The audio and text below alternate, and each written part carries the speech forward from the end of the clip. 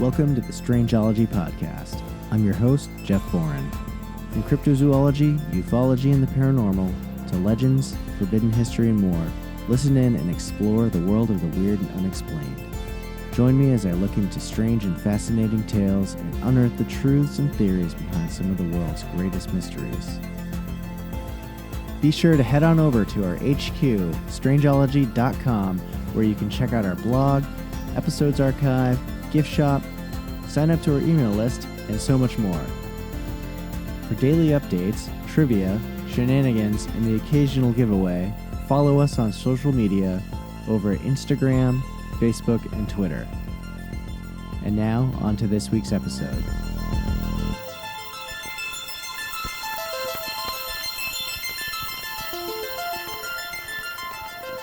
Hey everyone, and welcome back to the Strangeology Podcast for another installment of the weird and unexplained.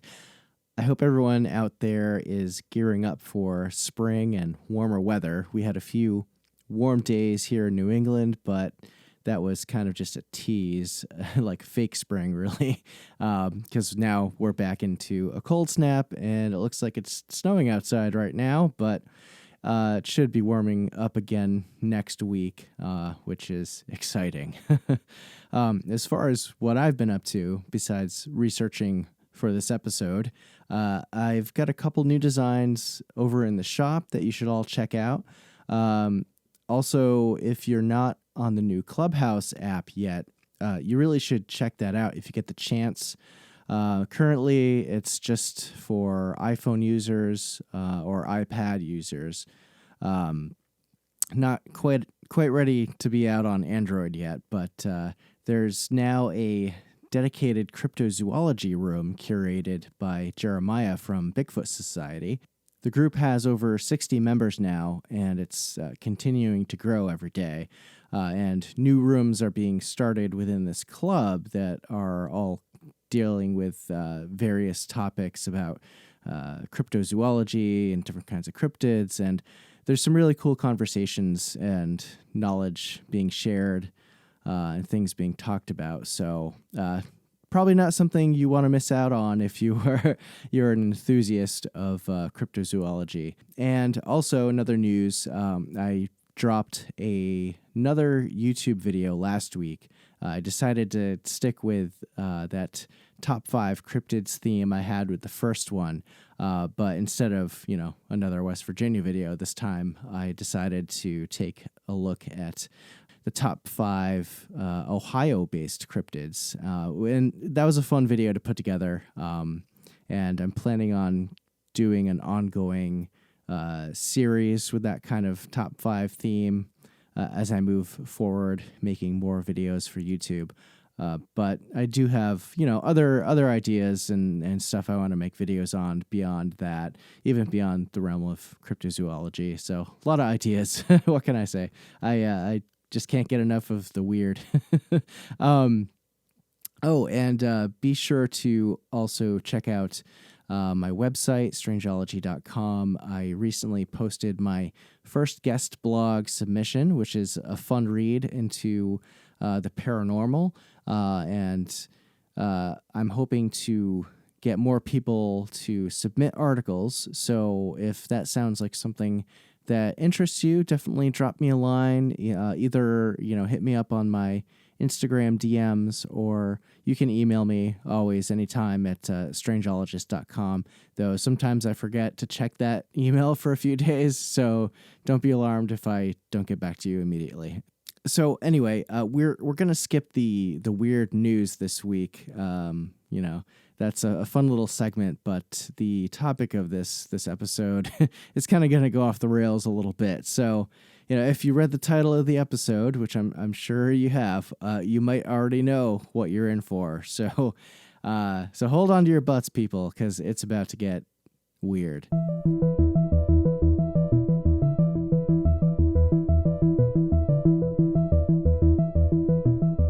All right, so if you're a fan of time travel stories or grew up like me watching movies like Back to the Future, the whole trilogy, Star Trek IV, The Voyage Home, the Terminator series, I think you're gonna dig this, and I know I'm stoked on it. I've been wanting to talk about this for forever. It's if you're a sci-fi fan, you know that time travel has long been a staple of countless TV shows, movies, and books, and there's a whole plethora of stories. But today, the topic, of course, is none other than the legend of John Titor. This story is one of the first things that actually sent me down the rabbit hole into the world of internet conspiracies, mysteries, and just all around weird stories. And it kind of has a special place in my heart in that regard. And really, looking back on it, it's kind of this story is one of the first of its kind that kind of took the internet by storm and created this whole mythos around it.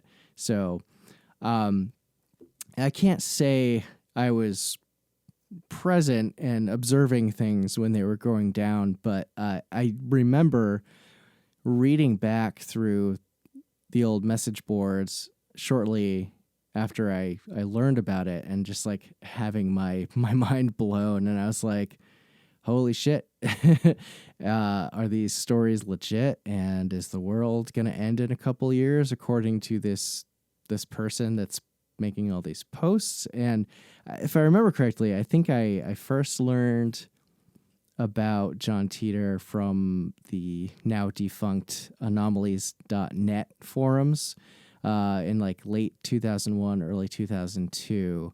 And it was only like a 6-7 months after everything happened. So, early days of the internet, no one knows what's going on. And then at some point after, somebody created the website, johntitor.com, which is actually, it's still up. I typed in the URL and it's still going, although it hasn't been touched in a long time. And I remember for years afterwards checking in periodically to see if there were any new updates on the John Titor story, or occasionally the webmaster there would post like news articles about like some physics breakthrough or some new theory that had to do with time travel to kind of just like keep people wondering like, oh, maybe this is legit. But after a while, the owner seems to have stopped posting anything new.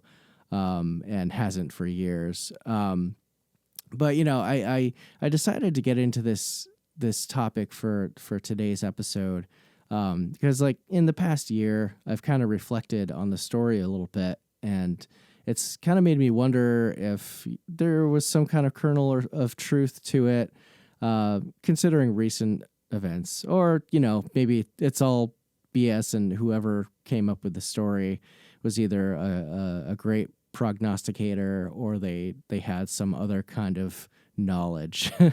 So anyway, let's jump into this and find out what the deal is with this infamous time traveler who sent shockwaves through the internet in the early 2000s.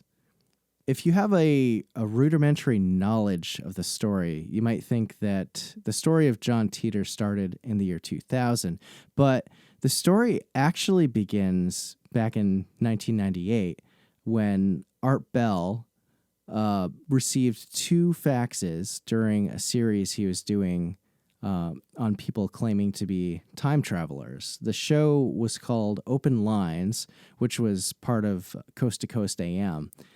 And Art Bell's show used to thrive on interviews from really eccentric people who would call in talking about all sorts of weird shit. Like, you saw a UFO, there's time travelers, whatever. It definitely got weird. So when Art received 2 faxes in the summer of 98 from someone claiming to be an American soldier who time traveled from the year 2036, it was hardly a crazy revelation. And it seems like this part of the story is overlooked a little bit sometimes. And interestingly, when Art Bell finally got around to reading this fax on his show, he actually got a second fax, like while he was live on the air, from this same person who was. So yeah, I'm gonna read a little bit from this fax so we kind of have a setup of what's to come. The fax says, "Dear Art, I had to fax when I heard other time travelers calling in from any time past the year 2500 AD. Please let me explain. Time travel was invented in 2034. Offshoots of certain successful fusion reactor research allowed scientists at CERN to produce the world's first contained singularity engine. The basic design involves rotating singularities inside a magnetic field. By altering the speed and direction of rotation, you can travel both forward and backwards in time. Time itself can be understood in the terms of connected lines. When you go back in time, you travel on your original timeline.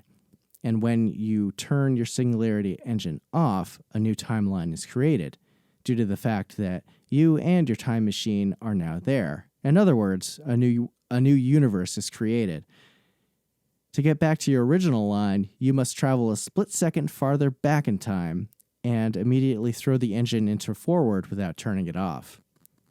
So this guy, whoever it is, goes on to explain that he's met his past self, even going as far as taking his doppelganger on joyrides with him in his time machine, before they both return to their respective timelines. And he also goes on to explain that there's subtle differences between these different timelines, like certain car models that he knows of from his world that don't exist in the world he traveled to, our world, or books that are released at later dates, and even skyscrapers and buildings that are there in one timeline and not in another. So you've also, apparently, according to him, you have to compensate for the orbit of the Earth to keep your time machine anchored to the planet while you're traveling. Otherwise, you apparently will just wind up in outer space or in a mountain because the Earth is always moving. And the first concerning predictions that were made, and there are a lot of predictions made by this character. So the first one, from these initial facts, was that Y2K, if anyone remembers Y2K, it was a big fat nothing burger, but people were really freaked out about it back in the late 90s. He claimed that it would be a disaster, and things were going to get really, really bad because of it. And then another thing that he had mentioned was that apparently in his time, there's other people who are time travelers, and they discovered if they jump forward in time, they hit a brick wall around the year 2564, which was the reason why I guess the fax was, sent, because people were claiming to be from beyond that year. And according to this guy, apparently anyone who went that far into the future only finds themselves in a silent black void. Like there was some kind of universe ending event that happened. Who knows? But, and there was also, interestingly, some claims about conflict in the Middle East too. But that's, for that time period, not terribly surprising. That was the last we heard from this anonymous person, but 2 years later, somebody that sounded an awful lot like the fax machine time traveler began posting on internet message boards, also claiming to be an American soldier from the year 2036 who was sent on a mission to the past. It's largely believed by people who have investigated and researched John Titor, and, true believers in the story, that these two characters are one and the same. And, seems to be that's probably the case. So you have to wonder. You always hear in stories like these, at least in fiction, that it's like a cardinal rule that time travelers aren't supposed to disrupt anything in the past, much less interact and tell tons of people information about the future, or else things might get really messed up and it'll probably create some paradoxes, you know? So what was the motive of this person divulging all this information if it was true that they were a time traveler? Was this all some grand story for someone to eventually get rich from books and movie deals? Or, whoever John Titor was, his stories have since sparked an ongoing series of investigations into the truth behind who he was by internet sleuths and private investigators. And, people became obsessed with finding out the truth and, noticing inconsistencies in his claims and trying to debunk the story and just put an end to it. Probably one of the biggest people who have worked at debunking this is John Huston, otherwise known as John Razimus, and he became really involved in the case, and we'll talk about him more quite a bit later on. So, all right, let's get into the meat and potatoes of the story. Before John Titor was John Titor, he first used the moniker time travel _0. And he began his 4-month message board residency by initially posting pictures of his time machine along with its operations manual, in addition to being like, hey, I'm a time traveler from the year 2036. Check this out. And as time went on, he made a lot of claims about the physics of time travel, what his mission was, his thoughts about our time period, and, more forebodingly, certain world events that happened allegedly in his timeline that he believed our world was well on track to experience. So stick around and we'll see if any of it came true. So he first showed up on the Time Travel Institute forums on November 2nd in the year 2000. And though he wouldn't use his other alias for a little while, his posts discussed the general ideas of time travel. He went on to post about something called the 6 parts description, which I'll get into it in a little bit, but it basically entailed what would be needed to make a time machine function properly.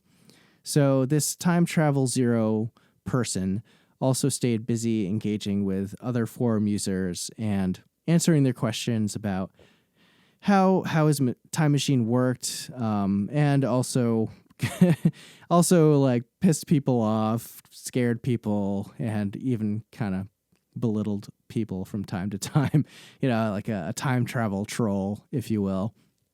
By the time that January 2001 rolled around, this time travel 0 person joined the old Art Bell forums, which no longer exist. And even on the old anomalies.net forum, which also is gone. Though, all the old posts are archived on the internet in various places to see. So if you do want to read the original source, be my guest. There's a lot of it, though. Now, here's where the name John Titor comes into play. At the Art Bell forums, the way things were set up required user accounts to use a real name, and thus Time Travel 0 began using the name John Titor. Whoever this person was informed the community on March 24th, 2001, that he would soon be leaving our world and returning to his timeline in 2036. And after that, John Titor was not heard from again. Or was he? So, who was John Titor? And what did he have to say about the future of people living in the year 2000? And could some of his, predictions have real-world parallels today?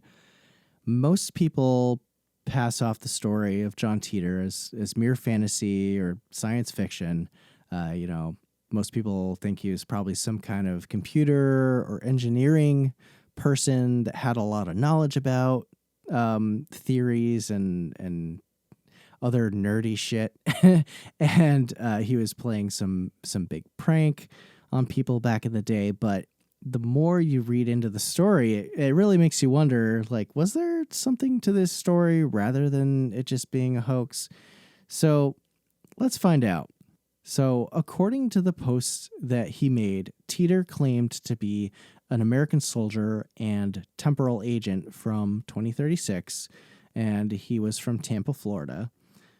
He was apparently assigned to this government time travel initiative and was sent back to the year 1975 to retrieve an old IBM computer, the IBM 5100, which is an early computer model that, according to him, would help scientists of his time decode other computer programs. And I know what you're thinking, like, why would someone from 2036 need some computer that old? In his time, those machines are over 60-year-old hunks of junk, probably.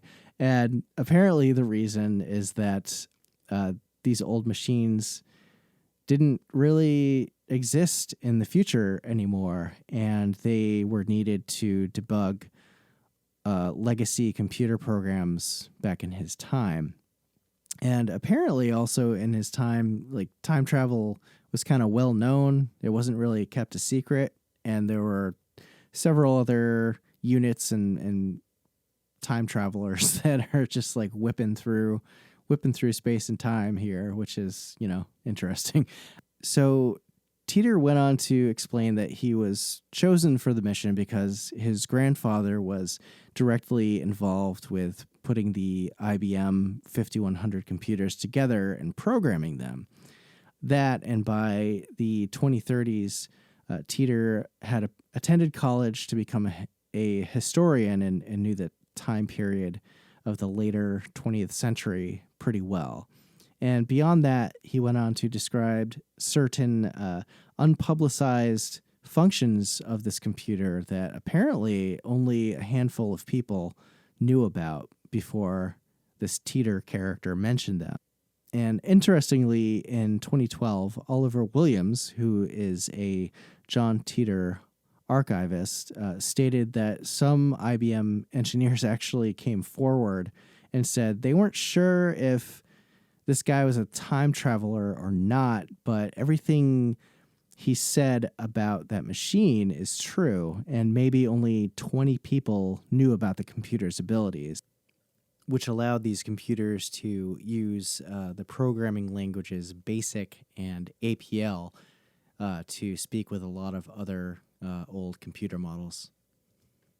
And then, according to Titor's story, he did meet with his grandfather at some point back in the 70s, so he could retrieve this fabled machine to help save the future.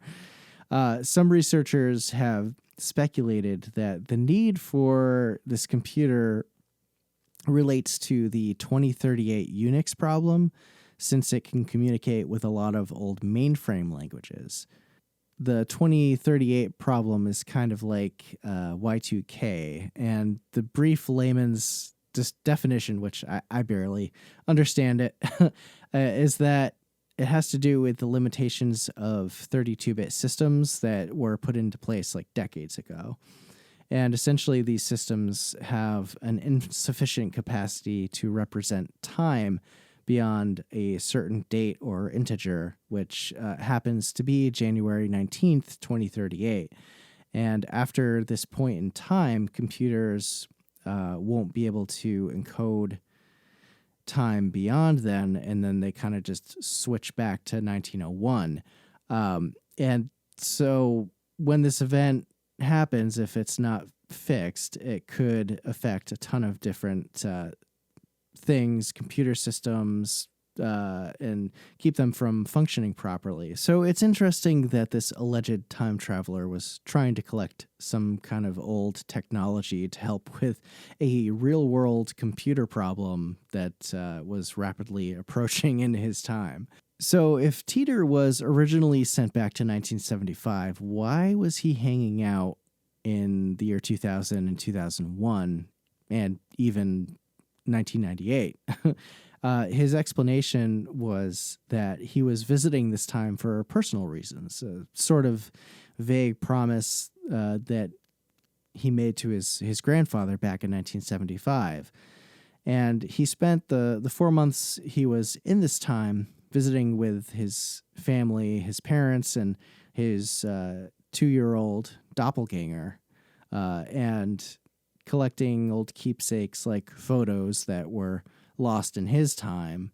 And the reason why they weren't around, well, we're gonna get into that now, because according to Titor, a whole lot of bad stuff, at least in his timeline, was just around the corner. Before getting into Titor's foreboding predictions, it should be noted that when he posted this info, he was sure to mention the many worlds or multiverse scenario, which was explained pretty succinctly in the original Art Bell facts from 98. In a lot of time travel stories, though, things are kind of thought of as time being like linear. For example, you travel to the past to change something and then go back to your time and voila, everything's changed. Kind of like in Back to the Future 2, when Biff gets a hold of the sports almanac in 1955. And then when Marty goes back to the future of 1985, Biff is this like billionaire tycoon like Donald Trump.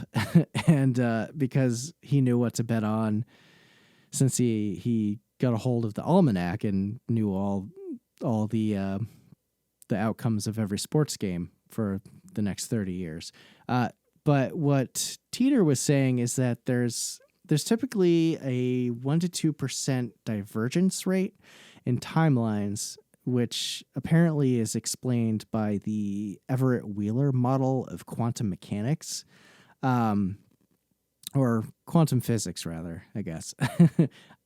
I'm no physicist, but the further back you go, apparently the more different things become, and apparently 60 years or so is around the limit before things become too different, which is actually around the same amount of time that Titor allegedly traveled from 2036 to 1975.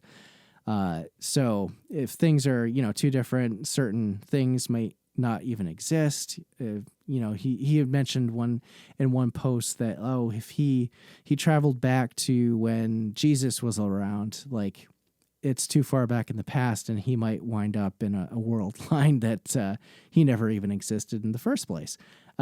So basically the act of someone traveling back in time, according to this model, it splinters off into a new and separate timeline entirely, and has a different future from your original one the moment you stop the time machine and set foot in it.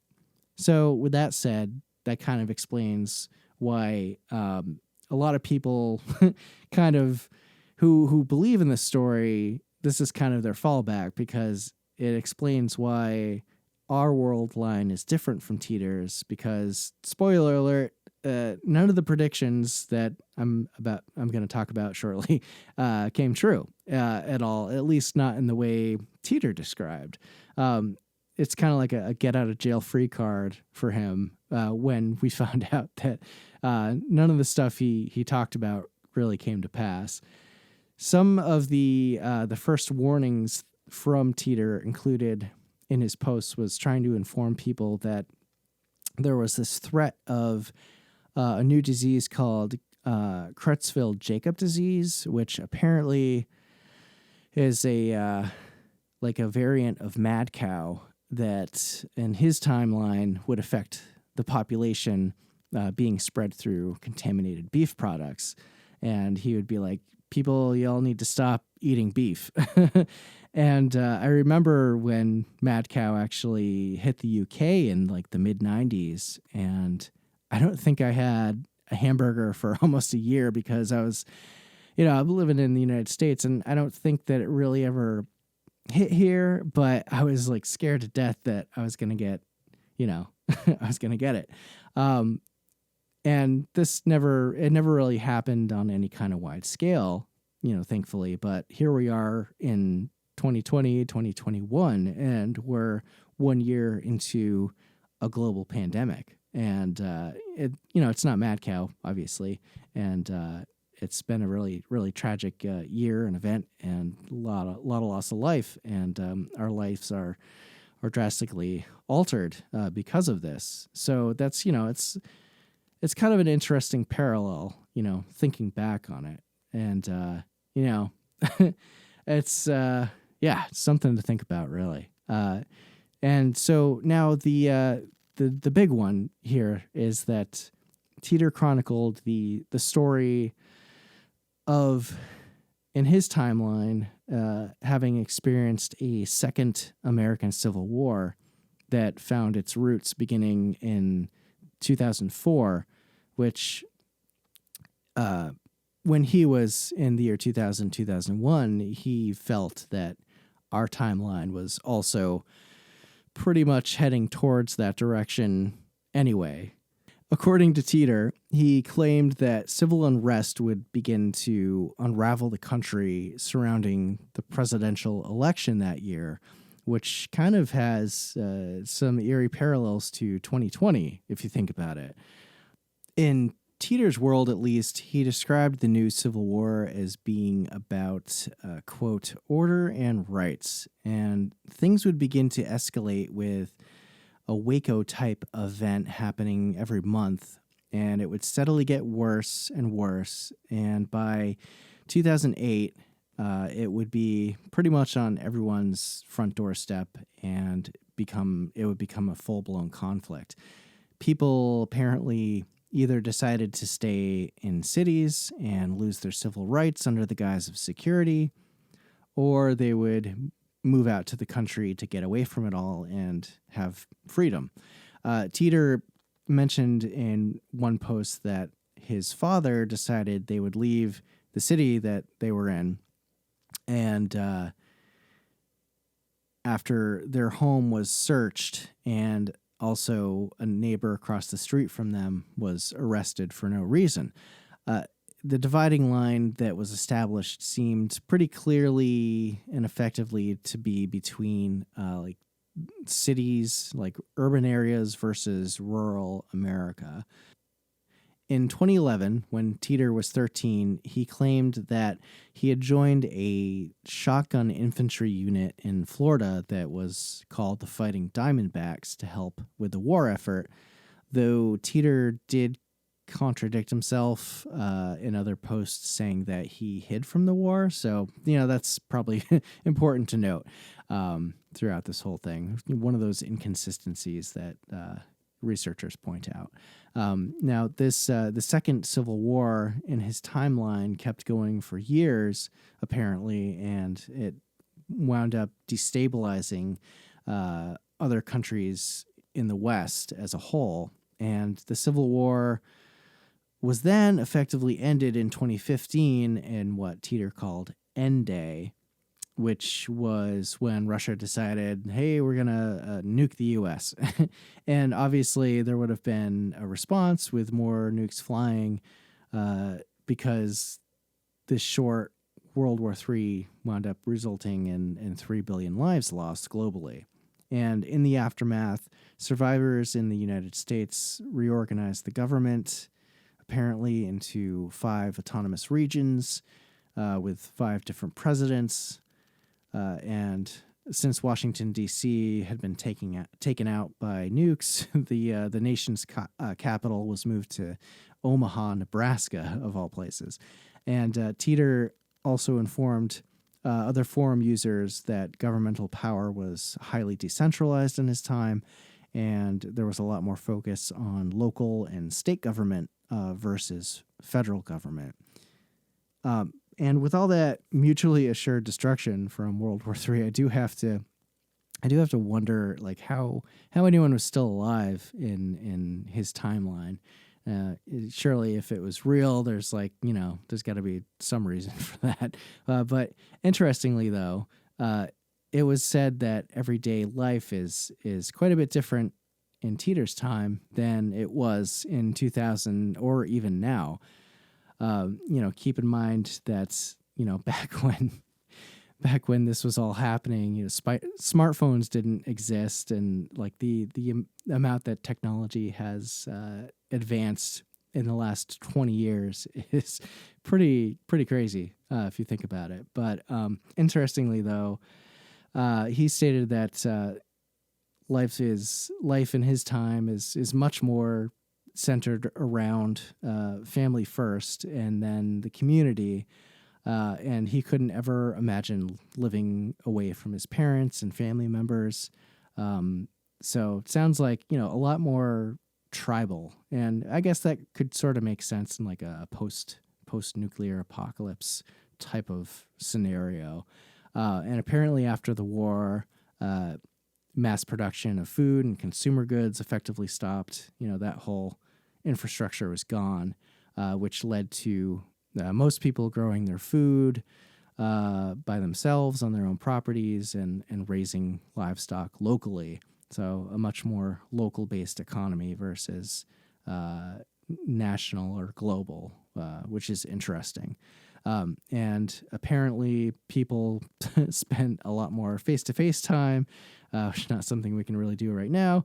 And people also take religion a lot more seriously, but apparently little to no major religious institutions remained in his time, according to Titor. So it's like that's a lot of info there. But as far as other hints of things to come in our time, keep in mind this was, it was all being posted on the early days of the internet, and like September 11th hadn't even happened yet. And one response to someone on the board, Titor, stated, quote, "I'm glad to see it's so easy for someone to dismiss the Middle East. Yes, I suppose it is a no-brainer, but pretty soon it will be a, quote, no armor and a, quote, no legger." Could that have been referring to the coming wars in Afghanistan and Iraq?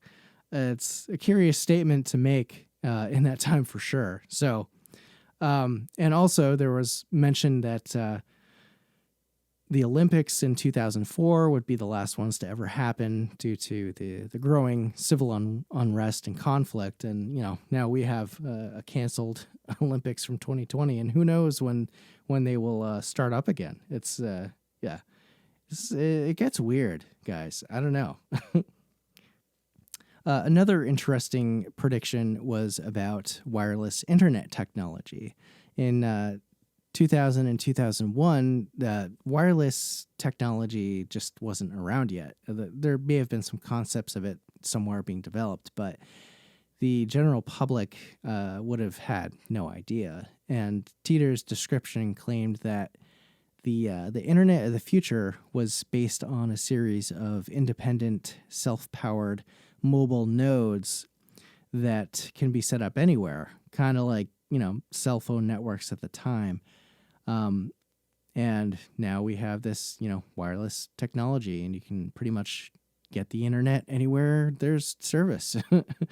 And then there's also, this is one thing that in my research that I thought was kind of interesting, and I don't feel like it's ever really mentioned all that often. Maybe I'm wrong, but there's a mention about the monetary system in the future being decentralized. And when I was researching and rereading Titor's old posts and saw this, and I was like, I feel like, yeah, no one mentions this. And what's interesting about it is that we do have a kind of, decentralized currency now in the form of cryptocurrencies like Bitcoin and Ethereum and Litecoin and all the others that are out there.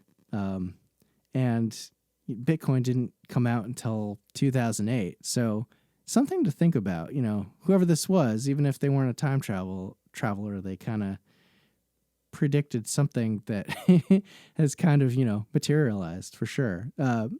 Maybe John Titor was actually Satoshi Nakamoto. You heard it here first, folks. I'm kidding, but yeah. So the time machine. I mentioned earlier in some of his first posts that Titor had posted pictures online of the time machine and its operations manual, and he outlined this like 6 parts description of how it all worked. So number 1, I'm just going to read these off real quick. You need 2 magnetic housing units for the dual microsingularities. Secondly, you need an electron injection manifold to alter mass and gravity of the microsingularities. Third, you need a cooling and X-ray venting system. Fourth, you need gravity sensors or a variable gravity lock, because Titor explained that altering gravity wasn't the hard part of time travel. Apparently, it was the detection of it. Fifth, you need 4 main cesium clocks. And finally, 3 main computer units. Sounds a bit Star Trek-y, if I'm being honest. A lot of technobabble in there, And he went on to explain that this 500-pound time machine he used was built by General Electric in the future, and it was a quote, stationary mass temporal displacement unit powered by 2 topspin dual positive singularities, producing a standard offset Tipler sinusoid.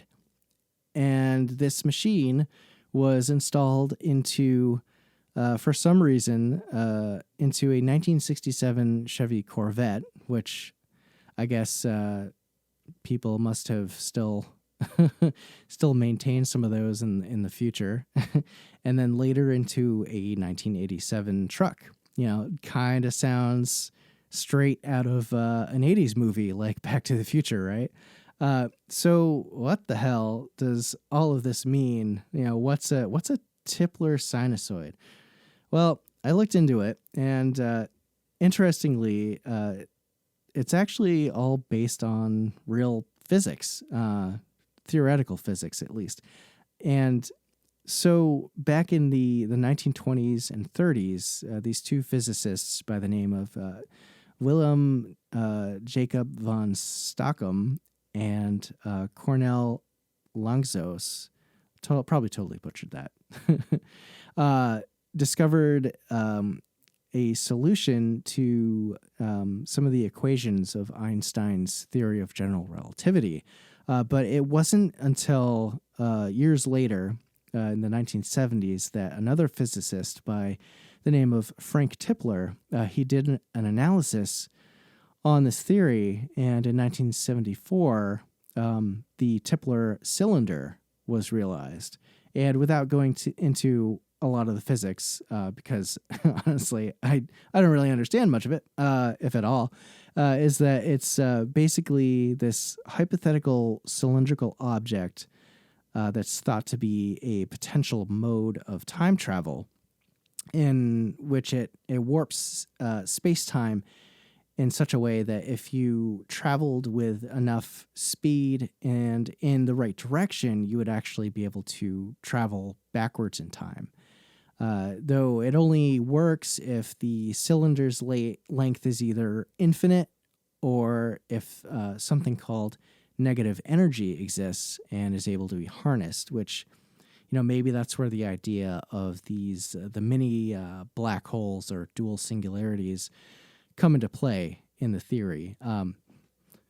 So Titor told users on the forums that he posted in that CERN, the organization that runs the Large Hadron Collider, and finally discovered the God particle, the Higgs boson, a couple of years ago. According to Titor, in his world, they apparently discovered in 2002 that there was a way to create micro singularities that would evaporate almost immediately, so there wasn't really any inherent danger to the planet.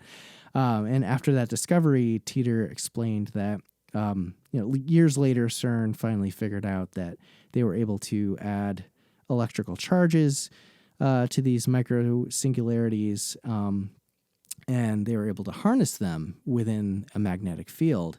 And then further experiments led to CERN discovering that if you bombarded two overlapping singularities with electrons, it apparently altered their gravitational field, and then somehow that effect lets you travel forward or backwards in time. So by 2034, in Titor's world, time travel was finally developed, apparently. And interestingly, back in October of 2020, just a few months ago, articles started circulating around the internet that CERN is planning a new experiment that may actually generate microscopic black holes that could also grant access to parallel universes.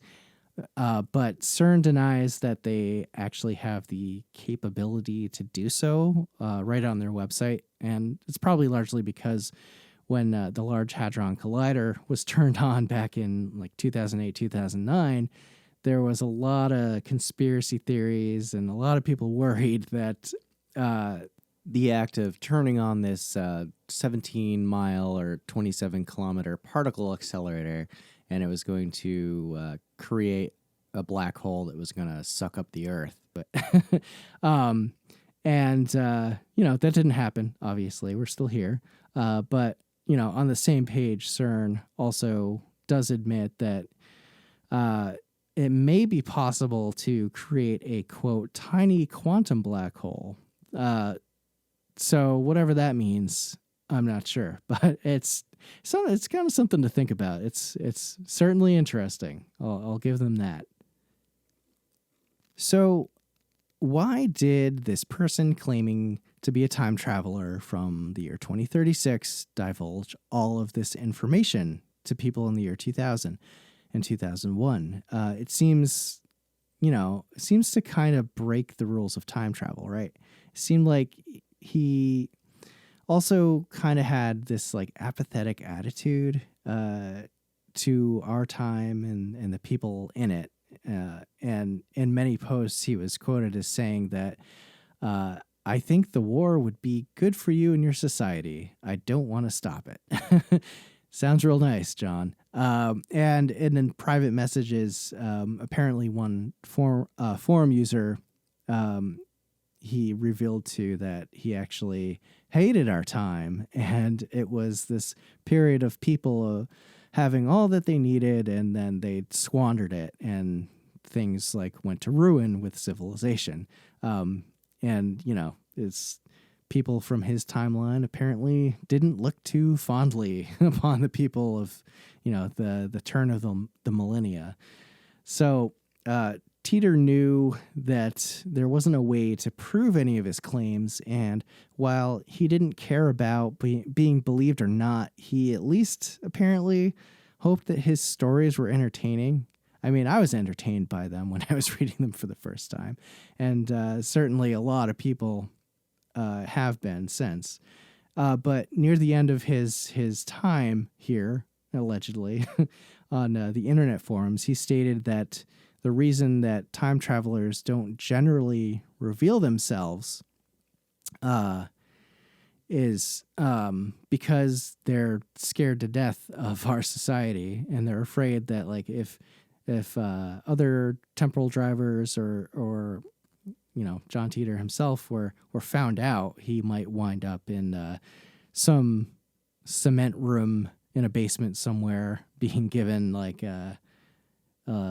a lifetime supply of sodium pentothal and having his time machine poked at and dismantled and reverse engineered, and then it's like in the wrong hands. So in a way that, I don't know, that also kind of contradicts his previous statement about not caring if he's believed or not, because that does sound like he cares at least a little, in the sense that he doesn't want someone to believe him and then go on to harm him in some way. I guess that probably makes sense. And finally, Titor's last post before vanishing off the internet was a little bit haunting, and I'm going to read a little of it here. So Titor goes on to say, I will be leaving this world line shortly, and this will be my final post. There are only a handful of people who will know exactly when I will be leaving, and I'm sure they will let you know when I'm gone. In the last few days, I have found your choice of topics quite interesting, and from an objective viewpoint, I think it collectively answers one of your own questions. If time travel is real, where are all the time travelers? In the past, I have stated that, quite frankly, you all scare the hell out of me, and I'm sure other temporal drivers would feel the same. But now, I have an expanded explanation with 2 examples. A while ago, I related an experience I had with my parents while we were driving down a highway. Every now and then, we would pass someone who was in an obvious distress with their vehicle. I was amazed that so many people could pass them by without stopping to help. Their explanation was fear. The risk of helping someone was too great, and with today's technology, they probably had a cell phone anyway. If they didn't, the walk to the gas station would be good for them and teach them a lesson for running out of gas. The other example is the plight of the homeless. When you pass them as individuals on the street, I see the way people selectively choose an alternate path to avoid them. Those 2 examples best define why time travelers do not show themselves. In trying to help you, we put ourselves at great risk, and there's really no point to it. We know the nature of time dictates that traveling between exact world lines is impossible. Therefore, the only results we will see will be the ones we stay to see. Since world lines, outcomes, and events are infinite, we have better things to do. And in a parting piece of advice, Titor says to bring a gas can with you when your car dies on the side of the road. It might do you some good. And that, my friends, is part 1 of the story of John Titor. What a frickin' roller coaster. I'm leaving you with a little bit of a cliffhanger of sorts.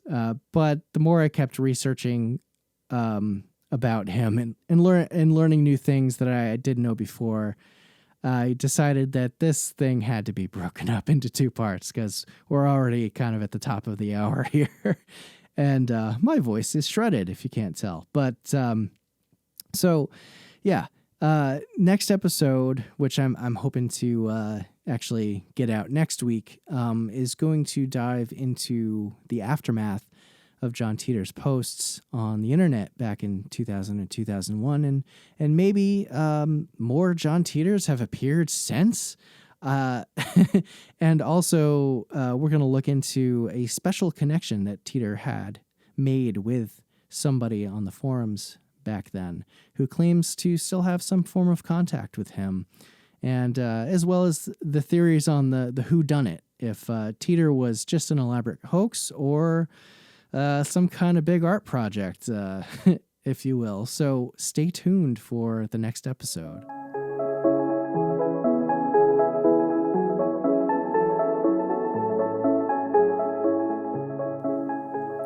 All right, that does it for this episode. I wanted to give a quick shout out to everyone who participated in my recent YouTube subscriber giveaway I did the other weeks. Congrats to Justin over at Theory Podcast for being the winner.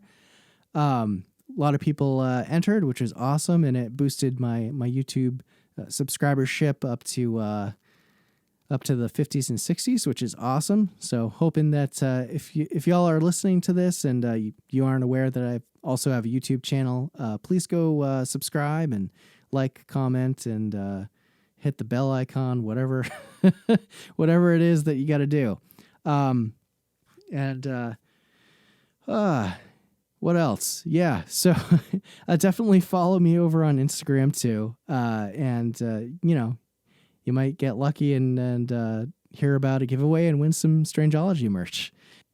And the collection keeps growing too. I just released a Snallygaster shirt for Maryland as part of the Home State Cryptids collection I've been working on since last year, along with a couple other new designs that are quite fun. But the Snally shirt is it's definitely one of my favorites so far for the Home State Cryptids designs. So be sure to check out the shop if you have a chance. The link is in the show notes and also over on my website. And I've also got like a Linktree link on Instagram as well. So you can just tap that real easy and find all the relevant links that you need to. Big thanks to all of my listeners, wherever you may be. Your support means the world to me, and I am super stoked that Strangeology is getting people from all over the world to tune in and listen to the weird topics that I love getting into. And before the last episode aired, I was just under 400 downloads, and as of recording this episode, the show is starting to push 600 downloads, which is really, really amazing. So let's keep that train going, everyone. If you like this episode or any episode I've published so far, please share it with friends and family on social media. It helps me out a ton. And if you're looking for a small way to help out the podcast and what I do, please head over to my shop. There's a lot of cool items there, and always expanding. I'm also I'm considering starting a Patreon at some point soon, kind of like for exclusive content, exclusive merch, and probably like merch discount, coupon codes, and maybe some behind the scenes stuff, that kind of thing. I got to figure it all out, but if that sounds like something you'd be interested in supporting, let me know in the comments on my Instagram post or wherever. Shoot me an email.